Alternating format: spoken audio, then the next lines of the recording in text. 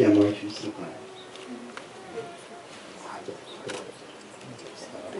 Gustavo, eu te aceito como meu legítimo esposo e prometo lhe amar, ser fiel até que morte.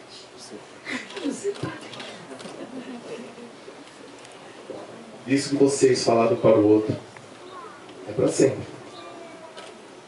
E isso será maravilhoso, porque vocês estão realizando um sonho. Esse sonho está se concretizando de uma maneira muito mais profunda a partir de hoje. Nós vamos pedir agora que possa entrar as alianças, por gentileza.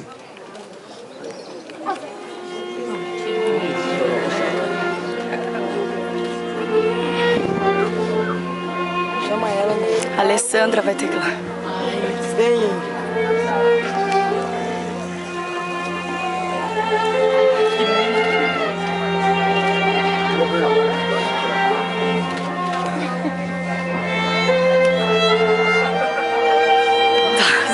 Olha o papelão.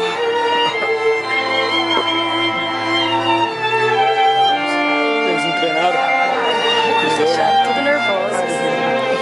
Ele tá vindo, mãe. Ele tá vindo. Pode ir, que ele tá vindo. Na mão, cara.